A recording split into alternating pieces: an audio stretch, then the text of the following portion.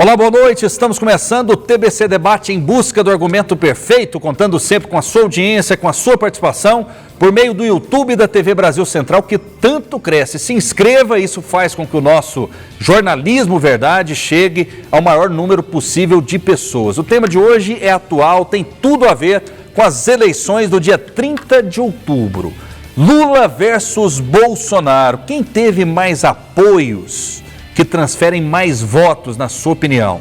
Daqui a pouco eu anuncio os dois nossos notáveis especialistas com posições antagônicas, mas antes de anunciá-los, é muito importante dizer que no nosso programa brigam as ideias e não as pessoas. Portanto, desarme-se, está no ar a partir de agora o TBC Debate.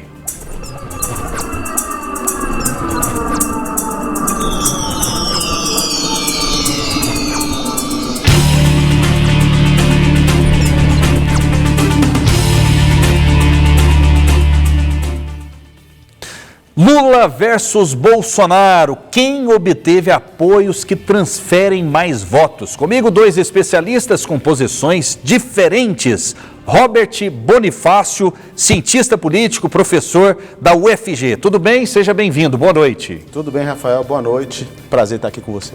Prazer é nosso. Conosco, José Elias Domingos, ele é doutor em Sociologia, professor do IFG. Tudo bem? Seja bem-vindo, boa noite. Boa noite, Rafael, boa noite, Robert. É uma satisfação estar com vocês hoje aqui também. Muito bem, Lula versus Bolsonaro, quem teve mais apoios até agora, apoios que vão significar votos? Vou começar com José Elias. Diga aí, professor. Então, primeiramente tem que pensar que essa eleição é uma eleição sui generis, né? É uma eleição que ela rompe com aquele paradigma de bipolarização que existia desde, principalmente da eleição de 94, quando a gente via disputa PT e PSDB. Então, o que a gente viu em 94, 98, 2002, 2006, 2010, 2014, foi essa disputa PT e PSDB que ela foi quebrada com a eleição de 2018. Então, a eleição de 2018 ela foi extremamente diferente. Tá? Nós entramos em 2022 e eu esperava, assim, inclusive, não somente como analista, mas como cidadão, que nós tivéssemos uma eleição diferente. Uma eleição onde a gente pudesse vislumbrar maior possibilidade de discussão de projetos. Tá? E não é o que a gente viu. A gente viu muito pouco projeto sendo discutido. No primeiro turno, se tentou construir uma terceira via que, em tese, fracassou, porque, no fundo, não existia essa possibilidade de sair desse antagonismo, quase antitético entre Bolsonaro e Lula. Então, essa entrada no segundo turno agora, a gente vê um país... pelo número de estimativa de votos, o percentual de votos que as pesquisas têm mostrado, um país bastante dividido entre eleitores que vão para Lula ou para Bolsonaro. Tanto que o índice de indecisos é muito baixo. Tá? Hoje nós estamos na casa de 1% a 2%. E grande parte dos eleitores de Lula e de Bolsonaro já estão consolidados. Eles não vão mudar de votos, 83% a 85%, basicamente. Então, assim, é muito difícil, nesse segundo turno, a gente ter uma virada brusca. Só que tem um detalhe. O Bolsonaro ele conseguiu angariar mais apoio a nível estadual. Nós temos mais candidatos no segundo turno no governo estadual que estão apoiando o Bolsonaro. Tá? Nós temos aí cerca de 9, 8 governadores que estão apoiando o Bolsonaro em detrimento de 6 Lula. Tá? E o Bolsonaro é um pouco mais descentralizado esse apoio.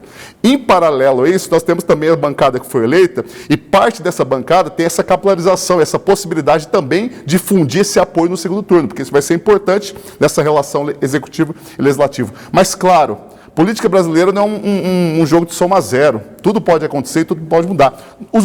No papel é isso, mas a dinâmica política é extremamente diferente. E talvez o que pode contar contra o Bolsonaro é porque o Lula ele precisa de uma margem pequena de votos para conquistar essa eleição. E talvez o Bolsonaro esteja com dificuldade para tirá-los, à mercê desse maior apoio que ele tem. Uhum. Professor Robert, quem teve mais apoio que vai resultar necessariamente em votos, na sua opinião?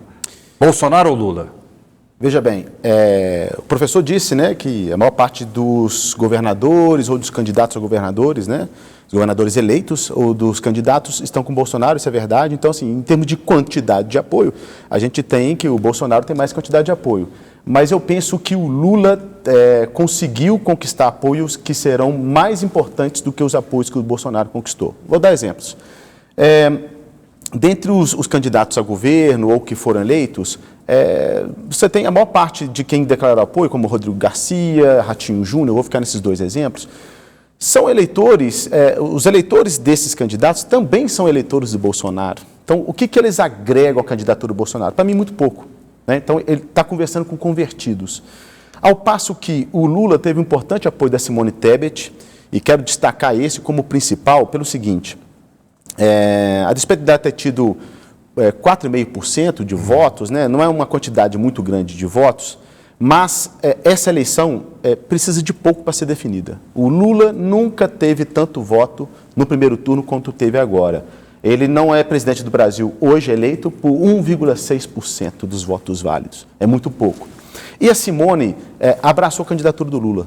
Então, isso é muito importante. Isso faz com que parte substantiva dos eleitores dela migrem para a candidatura petista. É claro que essa migração não é automática, assim como a migração dos governadores também não é automática. Né?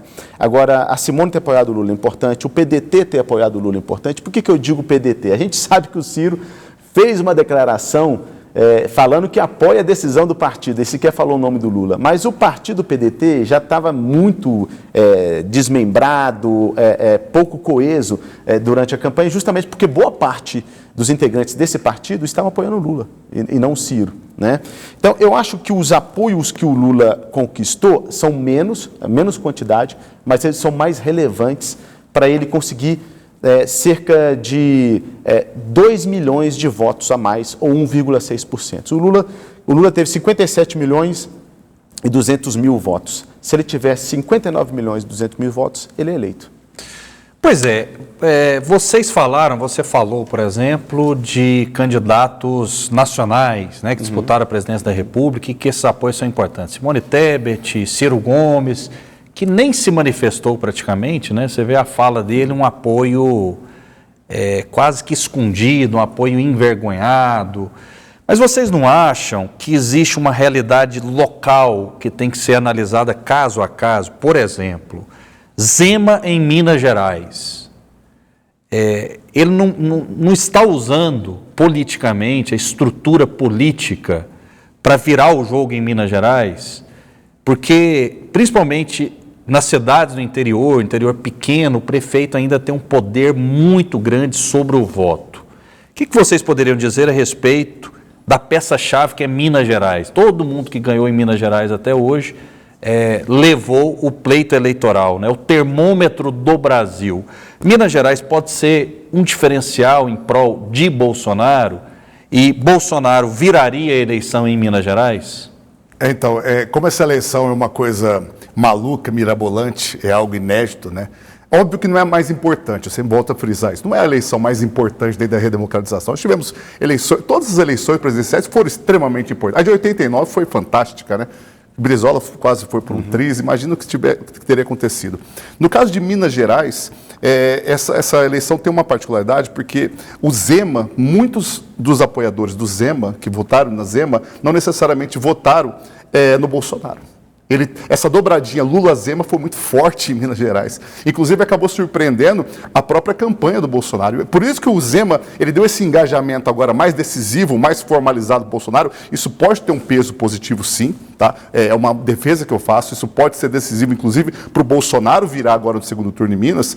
Mas existe esse fator surpresa, inclusive nos recônditos, nas pequenas cidades de Minas, inclusive, não só no sul de Minas, mas principalmente no norte de Minas, né, no Vale de Jequitinhonha, mais conectado com a Bahia ali, a população ali tende a votar mais no Luiz Inácio Lula da Silva. Foi assim no primeiro turno. Exatamente. Então, o Bolsonaro ele tem essa ferramenta na mão, como eu disse, ele tem mais subsídios na mão para poder, institucionais, para poder fazer essa virada, só que, por outro lado, ele tem esse calcanhar de Aquiles, porque muitos eleitores do Lula, eles também votaram em Zema. Então, o Zema está tentando agora fazer essa reconquista. E esse voto vale 2 para o Bolsonaro. Exato, mas tem um detalhe importantíssimo, que talvez o Bolsonaro ele pode tentar se privilegiar, que é o que assusta muito o Lula, que é a questão dos indecisos. Aliás, a questão dos eleitores que não vão votar, as abstenções. O Lula manifestou hoje, inclusive, preocupação com as abstenções. Para a campanha lulista, o índice de abstenções não pode ser tão baixo assim, porque muitos eleitores acabam decidindo não ir votar para poder rejeitar o PT, sabe? Esse voto de protesto, ele pode ser perigoso para a campanha petista. Mas existe o antibolsonarismo também. Sim, assim, são dois candidatos pesados, né? No seguinte sentido, que eles são fortes, eles têm muito voto, obviamente, por isso estão no segundo turno, Mas, ao mesmo tempo, também eles têm muita rejeição. O Bolsonaro tem mais rejeição, o Bolsonaro já chegou a ter mais de 60% de rejeição, né? E agora tem um pouco mais de 50%, e o Lula um pouco mais que 40%. A gente chegou num ponto que é importante, talvez o apoio mais importante para o Bolsonaro é do Zema. E por quê? Assim, a gente tem essa anedota da política, quem vence em Minas vence no Brasil, é uma coincidência. Talvez uma correlação espúria, porque alguém pode ganhar em Minas e se tiver 80% do voto no Nordeste, 50% do voto de São Paulo, o outro candidato vai ganhar. Mas é uma coincidência interessante da gente ver. E eu andei olhando algumas pesquisas, por exemplo, a última pesquisa da Quest, antes do primeiro turno, né, mostrou que dos eleitores lulistas em Minas, 32% votariam em Zema. Então, eu estou partindo dessa pesquisa para ver, olha, tudo bem, teve o voto Luzema. Qual o tamanho desse voto Luzema? 32% de quem votou Lula, né, dos eleitores de Lula, também votaram em Zema. Aqui em Goiás foi até maior, pesquisa Cepso Popular. Mais de 60% de eleitores lulistas votaram no Caiado. Então, vejam bem. E aí, é uma grande pergunta. Eu sou professor, sou cientista, então eu trabalho com evidências, né? Só que a gente não tem, pelo menos até o momento que a gente está gravando, a gente não tem evidências. Olha, uma pesquisa painel, por exemplo. Uma pesquisa painel é aquela que vai entrevistando as mesmas pessoas durante a campanha eleitoral. Então, aquelas pessoas em Minas que votaram em Lula, agora elas estão pensando em votar em quem depois do apoio declarado do Zema? É uma pergunta que eu não tenho resposta. Mas é onde o Bolsonaro, eu acho que tem que apostar suas fichas, em Minas Gerais. Por outro lado, o Lula tem alguns lugares para apostar suas fichas. Eu já falei aqui da Simone, do apoio dela, eu acho que é muito bom.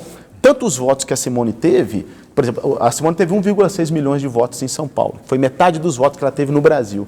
Se boa parte desses votos vai para o Lula, ele está numa situação muito tranquila. Já tem pesquisa dizendo que a maioria dos eleitores de Simone Tebet migrariam para Bolsonaro e não para Lula. Se bem que eu não acredito em pesquisa. De jeito nenhum. Não acredito mais, em hipótese alguma. Mas é bom colocar à luz esse fato aqui.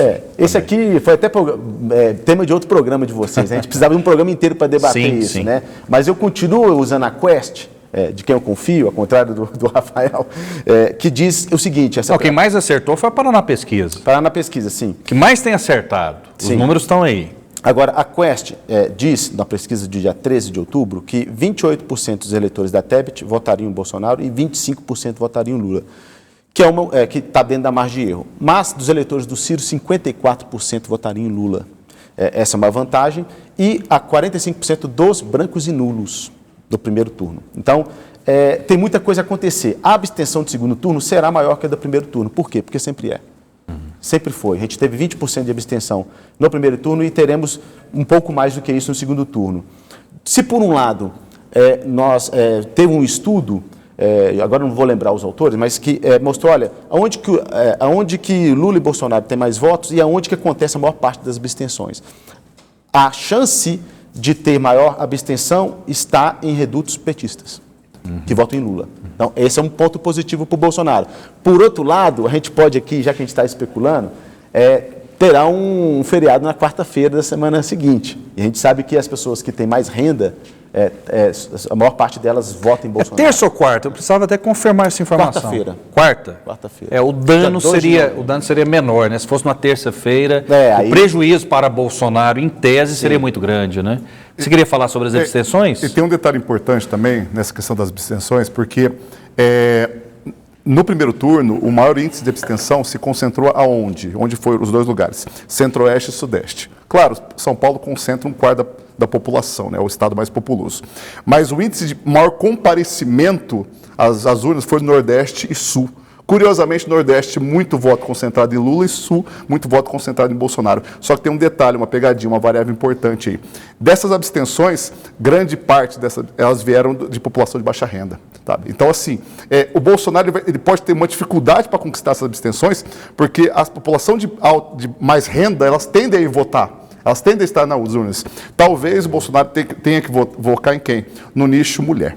O gênero mulher pode também ser decisivo e que o Bolsonaro está em desvantagem, né? E é difícil recuperar num curto espaço de tempo. Eu sempre costumo falar que talvez o grupo social que possa ser decisivo nessa eleição, inclusive por Lula, mas também por Bolsonaro, é aquela mulher, dona de casa, de baixa renda, evangélica, que está ali no seu cantinho, ela entende da religião, mas também entende de política. A gente não pode subestimar a inteligência do povo brasileiro, isso é extremamente importante. Mas na hora da urna ali, ela vai manifestar o seu voto ao contrário, muitas vezes, da própria linhagem patriarcal que ela vive. Então, muitas dessas eleitoras, pode ser que, em vez de votar no Lula, elas votem no Bolsonaro. Mas há uma tendência de voto no Lula, sabe? Então, uma peça importante. Vocês não acham, e sem nenhum tipo de preconceito e juízo de valor, que o voto, para quem ganha até um salário mínimo, ele é mais frágil, até porque esse eleitor é mais pragmático, ou seja, a minha vida pode ser mudada pelo Bolsonaro, a minha vida pode ser mudada pelo Lula? Não existe uma fragilidade, um pragmatismo nesse voto menos ideológico, na sua visão? Não acho não. Pelo seguinte, desde que você tenha algum argumento racional para votar em alguém, esse argumento é válido. Então, faz todo sentido a pessoa que ganha, por exemplo, até um salário mínimo, essa pessoa depende mais do governo do que quem ganha mais de 10 salários mínimos. É por isso que eu estou falando do pragmatismo. Sim. Então, assim, justamente nessa linha. Então, assim, o desempenho, assim, talvez esse voto seja mais ligado ao desempenho do presidente, do governador, do prefeito, né? Por quê? Porque o que o governo decide, o que o presidente, o governador, o prefeito decide, faz mais diferença para a vida dessa pessoa do que para quem ganha mais. Então, assim, para mim é um argumento super legítimo de decidir o voto. E o interessante é assim, que desde 2008, né, com a eleição do Bolsonaro, que a gente tem tido uma onda de negacionismo e de ignorância política muito grande. Eu sou um professor de universidade, eu sou doutor, né?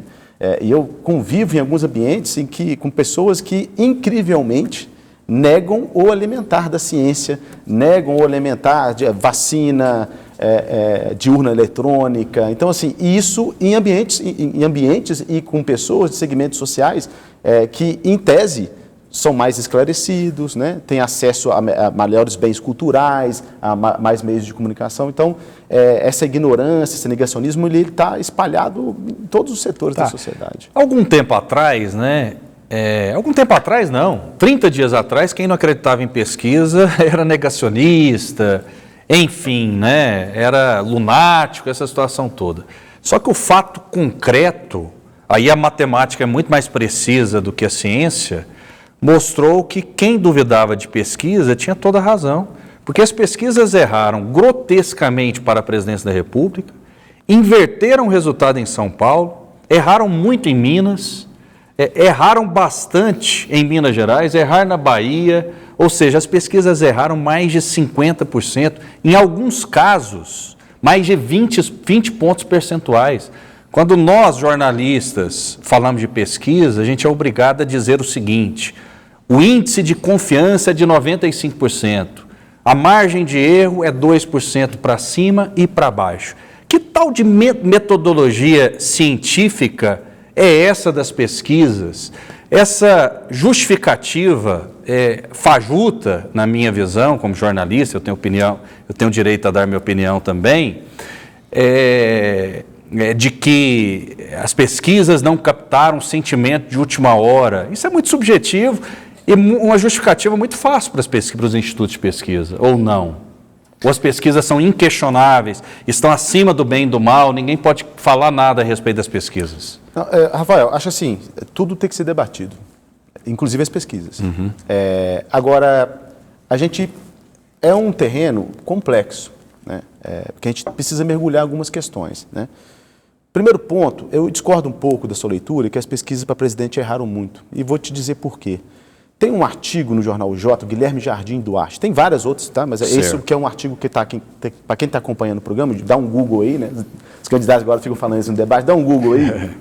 Nesse artigo, esse pesquisador vai analisar mais de 4 mil pesquisas eleitorais de 2002, desculpa, a 2014, e ele vai ver o seguinte: olha, existe a margem de erro, sim. Agora, o erro das pesquisas eleitorais para presidente, eles diminuem ao longo do tempo. Então, qual que é a média de erro histórica, em termos modulares, para baixo ou para cima? 5%. O Bolsonaro teve a diferença de votos dele em 5%. Esse é um ponto. E as pesquisas para presidente, elas não erraram a ordem dos candidatos. O que elas diziam? Lula em primeiro, Bolsonaro em segundo, Simone em terceiro e Ciro em quarto. Foi isso que aconteceu. Nos estados, sim, teve muito erro. Não, as pesquisas apontavam o Ciro em terceiro, mas com a tendência, aí justifica. Aí tudo bem, uma virada de Simone Tebet sobre Ciro, ok, ali já era uma tendência. Agora tem muitas questões, assim, o fato, assim, a gente não pode desprezar esse argumento, que ele é válido e é estudado há décadas e décadas e décadas, que em democracias como a nossa, que a gente tem um sistema partidário frágil, que a gente vota em pessoas e baseado no contexto, o contexto de uma campanha é muito importante, né? As pessoas muitas vezes decidem o voto de última hora. É isso o que acontece. Não é a maior parte do eleitorado, mas isso é suficiente, por exemplo, para alguém deixar de ganhar. Mas na pesquisa não tem os indecisos, não tem quem vai votar nulo, quem vai votar branco.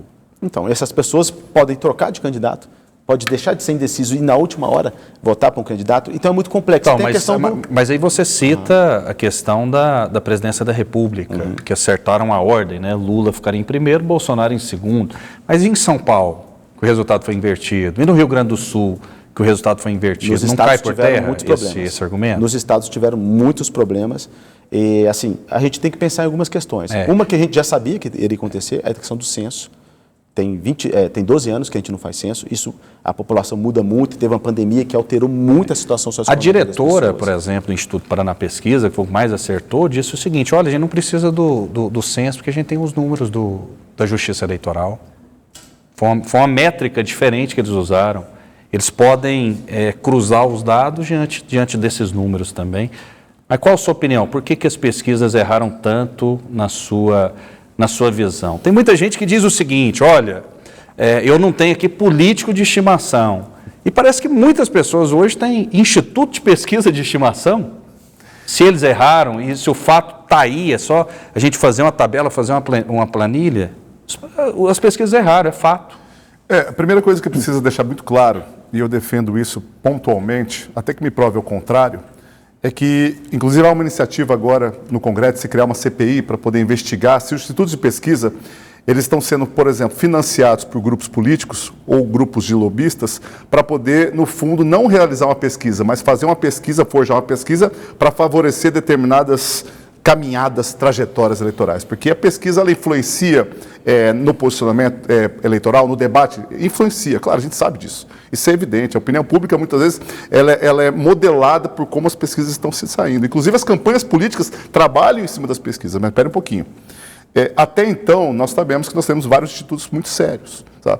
E os institutos muito sérios no Brasil, eles vinham apontando uma tendência quase que alinhada. Então, essa é a questão. Em cenário nacional, os institutos de pesquisa acertaram, por exemplo, Lula, 48%. Era o que estava dando, Lula. O que eles erraram grotescamente foi o Bolsonaro, mas também a surpresa maior foi essa migração de votos que muitas vezes aconteceu da Simone para o Bolsonaro, não sei, do Ciro. É uma coisa difícil de explicar realmente. E isso é subjetivo. Isso foi uma tese. Exato, é difícil saber, sabe? Não é científico. Exato, né? É muito difícil saber, porque o rigor científico de pesquisas, elas vêm também da dificuldade que elas têm em operacionalizar num cenário que o Brasil é um país continental, é difícil fazer isso daí. Obviamente que São Paulo e Rio Grande do Sul foram um erro grotesco, é óbvio que os institutos vão reavaliar seus métodos. A pesquisa que era feita em 94 é a mesma que é feita hoje, as pesquisas se aprimoram, porque a ciência ela vai se aprimorando. Eu não sei se vocês observam isso, desculpa interromper, o papo está muito bom mesmo, vocês conhecem muito. Eu acredito muito mais na pesquisa regional, justamente pelo Brasil ter dimensões continentais, do que na pesquisa nacional. Então, o que eu observo em pesquisa, por exemplo? Como que está a pesquisa para a presidência da República em São Paulo? Feito só em São Paulo, para aí a gente cruzar os dados. Você concorda com isso? Porque, às vezes, uma amostragem nacional, houve-se ali 2.000 pessoas, às vezes o Datafolha chega a quase 6.000, mas beleza, mas em cada estado, quando a pesquisa é regional, você ouve 2.000 pessoas, então o índice de acerto, a probabilidade é muito maior, ou não?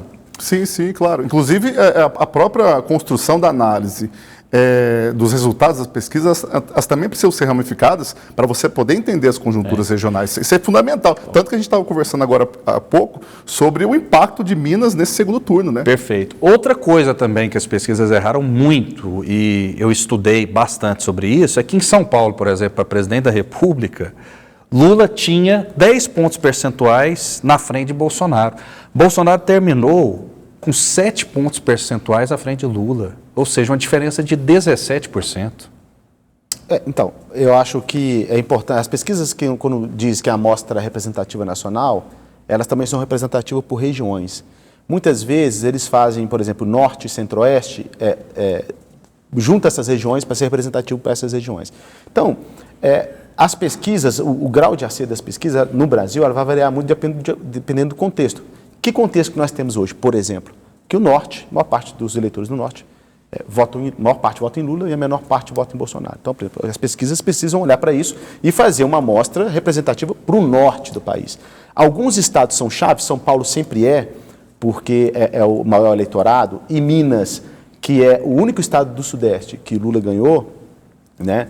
E tem essa anedota, né, de quem ganha em Minas ganha no Brasil. É claro que tem que ser dada uma maior atenção à pesquisa nesses estados. Agora, a gente precisa entender algumas coisas, é um debate muito extenso e complexo. Você tem a técnica de fazer a pesquisa eleitoral, que dessa maneira que é feita, que tem mais certo que erro em vários países do mundo, e você tem um contexto da disputa. Então, um contexto de indecisão e de voto volátil, aquele que pode mudar a qualquer momento, você faz com que as pesquisas sejam... É mais difícil a pesquisa acertar, né? Então, assim, o eleitorado brasileiro, você pega, por exemplo, especialmente para deputado, tem pessoas que votam, que decidem o voto no domingo. Para senador também. Para senador, às vezes vê um santinho daquele governador que ela gosta, preferido, e está o candidato a senador do lado e vai votar por conta disso. Ou seja, a decisão é rápida e pouco criteriosa. E as pesquisas diziam também que o teto de Bolsonaro era intransponível, 37 pontos, e não tinha como ultrapassar essa margem. Então, existem interesses econômicos também, ou não? Sim, claro, existe interesse econômico, mas o interesse econômico a gente não consegue ainda afirmar efetivamente que ele estava por trás da construção desses dados. Isso é fundamental. Eu paguei para você manipular os dados e dar um resultado para poder afetar o ordenamento do cenário político. Só que tem um detalhe importante, que ele é conjuntural, porque a negação das pesquisas, do resultado das pesquisas, ela já é de tempo, tá? Inclusive, ela é de meses. Desde o início do ano, vários grupos bolsonaristas, eles vêm refutando essa hipótese, talvez, do Bolsonaro não ser reeleito. Quem sabe isso não tenha contribuído para que muitos desses eleitores, inclusive, tenham se negado a participar do processo da construção dessa pesquisa. Tanto é que existe uma campanha atual, inclusive com membros do governo, de você boicotar as pesquisas. Muitos bolsonaristas estão pretendendo... Isso foi depois do segundo turno. Mas a negação da pesquisa, ela começou a ser construída, o discurso começou a ser construído ali no começo do ano, em março, fevereiro, quando havia indícios que apontavam para a possibilidade do Bolsonaro se reeleger. Mas esse fenômeno, por exemplo, vocês são cientistas políticos extraordinários, né? Dá para perceber aqui. Mas esse fenômeno não foi inventado pelo bolsonarismo, não. Eu estou no jornalismo há 20 anos e questionam-se as pesquisas há 20 anos. Principalmente quem está atrás. Então, isso que eu ia Todo falar. mundo questiona a pesquisa eleitoral. Quem está atrás não é de hoje. Está errado. Porque tudo agora a culpa é do Bolsonaro e do bolsonarismo. Concorda? Isso é uma correlação 1.0, Rafael. Quem está atrás nas pesquisas vai dizer que as pesquisas não funcionam. Quando ele fica na frente, ou ela fica na frente, aí não, olha, a pesquisa diz que vamos ganhar no primeiro turno e que estamos crescendo. Então, assim, a gente tem que saber separar o que é do jogo político, porque as mesmas pessoas, esses candidatos que estão atrás das pesquisas e que duvidam, eles contratam pesquisas. O Bolsonaro mesmo, por exemplo, para ficar nessa campanha, que diz que não acredita nas pesquisas eleitorais, a campanha dele gasta milhões de reais com a Paraná Pesquisa. Internas. Com a Paraná Pesquisa. Então, se não acredita, o Fábio Faria, que foi o ministro do Bolsonaro, que diz para quem vota no Bolsonaro não responder aos institutos de pesquisa, quando lá em 2020 ele tinha uma avaliação mais positiva que negativa do governo, estava comemorando uma pesquisa de quem? Do Datafolha, que eles chamam de Datafolha. Então, é muito conveniente atacar as pesquisas eleitorais sem nenhum argumento científico. Ok, mas esses números do resultado das urnas é um argumento científico. Mas vamos fazer outro programa, vamos ficar o dia inteiro falando sobre isso. Mas não é um argumento científico? O quê? Os erros que aconteceram? Sim, mas assim, no caso para presidente, isso ficou dentro mais do que científico, é matemático. É axiomático, sim, né? Mas se você... Como eu disse aqui há pouco, né? Assim, no caso para presidente da República, Os resultados de pesquisas eleitorais históricas mostram que ficou dentro da margem de erro. Acertou o resultado do Lula, errou do Bolsonaro em 5%, é o margem de erro histórico, é 5%, e acertou a terceira e a quarta posição. Ok. Né? Maravilha, realmente é uma discussão interminável. Robert Bonifácio, cientista político, professor da UFG, muito obrigado pela sua participação. Eu que agradeço, Rafael, prazer conversar com você, com o professor Zé Elias, um prazer, muito agradável, conte comigo para a próxima. Com certeza. José Elias Domingos, doutor em Sociologia, professor do IFG, muito obrigado, boa noite. Rafael, boa noite, Robert. É uma satisfação sempre vir aqui conversar, isso faz parte do processo democrático e parabenizo esse programa por nos possibilitar esse espaço aqui. A honra é toda nossa. E você em casa que é suficientemente inteligente, que tire as suas próprias conclusões. Fiquem com Deus e até a próxima.